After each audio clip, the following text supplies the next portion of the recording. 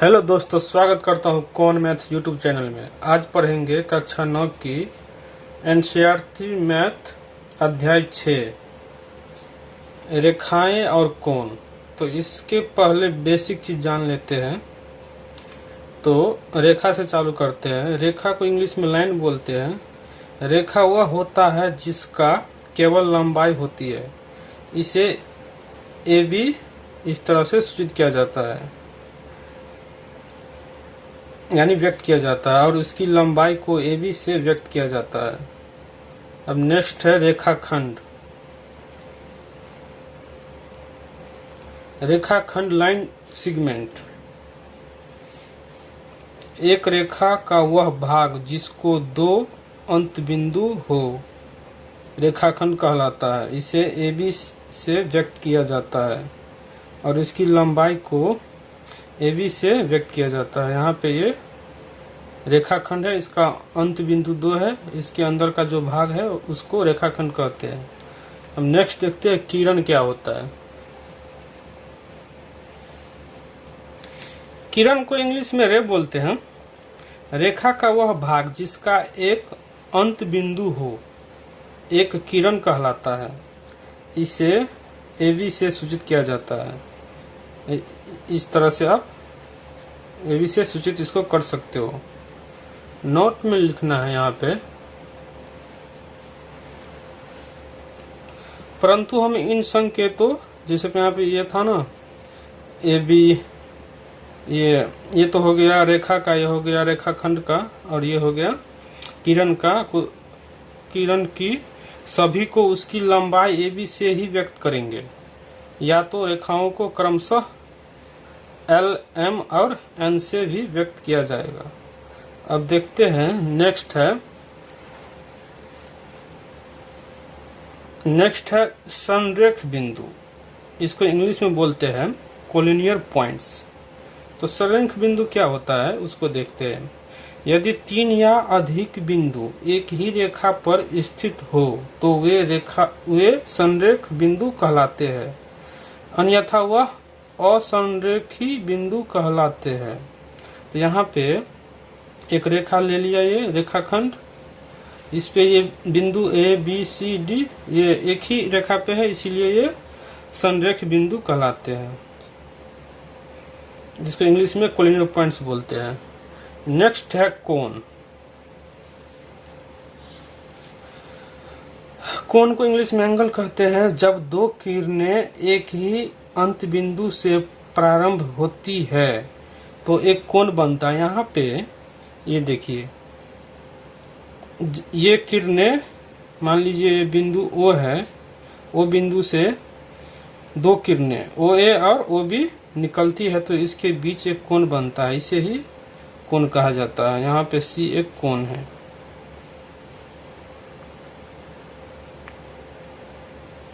चलिए next term देखते हैं क्या है। तो नेक्स्ट है भुजा। भुजा को इंग्लिश में आर्म्स बोलते हैं या साइड्स भी बोल सकते हो। कोनों को बनाने वाली दोनों किरणें कोण की भुजाएं कहलाती है। यहाँ पे ये कोण है एक्स। इस कोण को बनाने के लिए जो दो किरणें का यूज किया गया है, यानी इस्तेमाल किया गया है, ये ए पी और ए क्यू, यही भुजा होता है। यहाँ A P and A Q भुजा है। नेक्स्ट है शीर्ष। शीर्ष क्या होता है? कोण को बनाने वाली वह अंत बिंदु, ये शीर्ष कहलाता है। यहाँ पे ये जो है ना, ये शीर्ष कहलाता है कोण का। अब कोणों के प्रकार के बारे में जानते हैं। कोण कितने प्रकार के होते हैं? तो कोण आपका जो है ना 5 प्रकार का होता है। पहला कोण है न्यून कोण, यानी एक्यूट एंगल, इंग्लिश में इसको बोलेंगे। वह कोण जिसका मान 0 डिग्री और 90 डिग्री के बीच में हो न्यून कोण कहलाता है। यहाँ पे आप देखिए, ये ले लिए x का मान, जो यहाँ पे x न्यून कोण है, इसका मान 0 से 12 और 90 से छोटा होगा, इसमें ये न्यून कोण है ये x। नेक्स्ट है आपका समकोण। समकोण, इसको इंग्लिश में राइट एंगल बोलते हैं। वह कोण जिसका मान केवल 90 डिग्री हो समकोण कहलाता है। यहाँ पे इस फिगर में ABC का कोण ABC का मान, y का मान कितना हो गया 90 डिग्री, वहाँ पे y नाम दे दिए हैं, इसका मान 90 डिग्री। नेक्स्ट है अधिक कोण, जिसको इंग्लिश में बोलते हैं ऑब्ट्यूज एंगल। वे कोण जिसका मान 90 डिग्री से अधिक परंतु 180 डिग्री से कम हो अधिक कोण कहलाता है। यहाँ पे इस फिगर में z का मान जो है ना अधिक कोण है, यहाँ पे 90 डिग्री से ये बड़ा होगा z का मान, इस कोण का मान, और 180 डिग्री से छोटा होगा, तो इसको बोलेंगे अधिक कोण। नेक्स्ट है ऋजु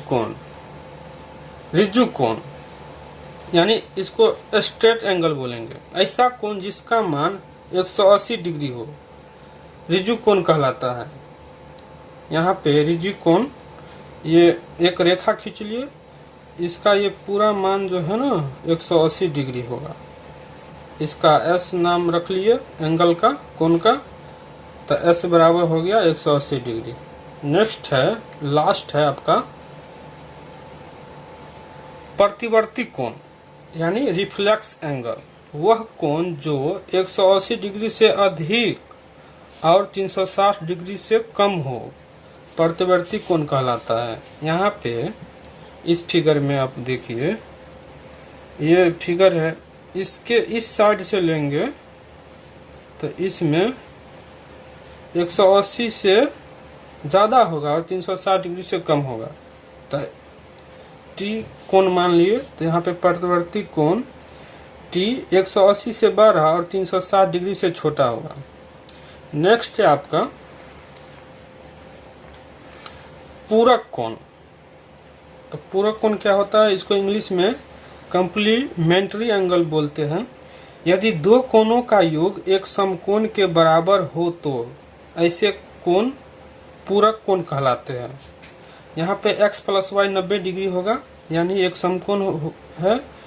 तो यदि x 40 डिग्री तो x का पूरा कोण y बराबर 50 डिग्री होगा। यहाँ पे x 40 है तो x के जगह पर 40 रख दिए और y लिख के यहाँ पे y का मान कितना हो जाएगा 90 माइनस 40 यानी 50, यानी x का पूरक कोण कौन है y, और y का मान कितना आ गया 50। अगर किसी कोण का मान 30 है तो उसका पूरा कोण का मान कितना हो जाएगा 90 माइनस 30 60, इस तरह से निकालना। नेक्स्ट है समपूरक कोण, यानी सप्लीमेंट्री एंगल। इसको इंग्लिश में सप्लीमेंट्री एंगल बोलेंगे। ऐसे दो कोण जिसका योग 180 डिग्री हो वे आपस में एक दूसरे का समपूरक कहलाता है। यहाँ पे a प्लस बी 180 डिग्री है, यदि b 70 है तो b का समपूरक कोण a 180 डिग्री होगा। यहाँ पे ऐसे निकालेंगे, a का मान कितना है 70, यहाँ से इसमें डाल दिए इस इक्वेशन में। b बराबर 180 है, 70 प्लस b बराबर 180 हो गया, इसीलिए b बराबर 180 में से 70 घटेगा तो कितना बचेगा 80 बचेगा। तो यहाँ पे यही बोला गया, यदि b बराबर 70 है तो b का समपूरक कोण a बराबर 80 डिग्री होगा। यहाँ पे 80 डिग्री निकाल लिए। नेक्स्ट है आपका आसन कोण। आसन कोण क्या होता है, इसको इंग्लिश में तो एडजेसेंट एंगल बोलते हैं, तो इसको थोड़ा ध्यान से समझिएगा। दो कोण आसन कोण कहलाते हैं यदि उनमें एक उभयनिष्ठ शीर्ष हो, एक उभयनिष्ठ भुजा हो और उनकी वे भुजाएं जो उभयनिष्ठ नहीं है, बाकी जो भुजाएं होंगे ना वो उभयनिष्ठ नहीं होगा, उभयनिष्ठ भुजा के विपरीत ओर स्थित होगा। उभयनिष्ठ भुजा जो होगा ना उसके विपरीत ओर यानी उसके सामने स्थित होगा। तो चलिए फिगर के अनुसार देखते हैं। मान लीजिए ये फिगर है, तो यहाँ पे उभयनिष्ठ शीर्ष B, ये B है ना, ये बिंदु B जो है ना उभयनिष्ठ शीर्ष हो गया, क्योंकि इस कोण के लिए तो शीर्ष होगा। तो उभयनिष्ठ शीर्ष इसीलिए हुआ ये क्योंकि कोण ए बी डी के लिए भी यही शीर्ष है और कोण डी बी सी के लिए भी यही शीर्ष है, यानी दो कोण के लिए ये एक ही बिंदु है, इसीलिए यानी इसको शीर्ष बोलेंगे। इसीलिए दो चीज के लिए एक ही है शीर्ष, इसीलिए ये उभयनिष्ठ हो गया। यानी दो चीजों के लिए कोई भी चीज आएगा ना उसको उभयनिष्ठ बोलेंगे। और यहाँ पे देखिए इस कोण में ABD में भुजा BD और DBC कोण में भुजा BDA है, इसीलिए दोनों कोण में यही भुजा है, दो बार आता है, इसीलिए ये हो गया उभयनिष्ठ भुजा। और यहाँ पे इस कोण में ABD में AB तो एक बार आता है और इस कोण DBC में ABBC एक बार आता है, इसीलिए ये उभयनिष्ठ नहीं है, इसमें भी ये उभयनिष्ठ नहीं है। इसको क्या बोलेंगे? अउभयनिष्ठ, जो कि उभयनिष्ठ नहीं है। अउभयनिष्ठ जो कि उभयनिष्ठ नहीं है। यहाँ पे भी इसको लिख सकते हैं या तो लिख सकते हैं अउभयनिष्ठ।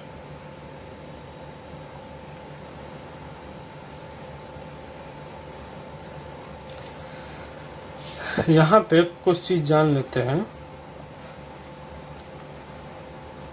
यहाँ ABD और DBC आसन कोण है। यहाँ पे ABD और DBC आसन कोण है। क्यों हुआ आसन कोण? क्योंकि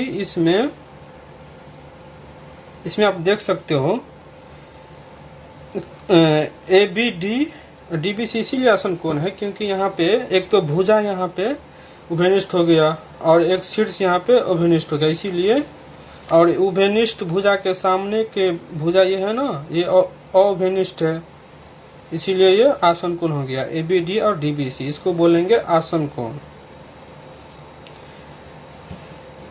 अब नेक्स्ट इसको, यदि अउभयनिष्ठ भुजा BA और BC रेखा बनाए तो इस स्थिति में यहाँ पे अगर हम BA और अभिनिष्ठ भुजा BA को और BC को एक रेखा बना दे तो ये इस प्रकार हो सकता है। आप देख सकते हो यहाँ पे BA को और BC को हम एक रेखा बना दिए तो ये हो गया ABC, एक रेखा बन गया यहाँ पे। इसीलिए यहाँ पे लिखा गया यदि अभिनिष्ठ भुजा BA और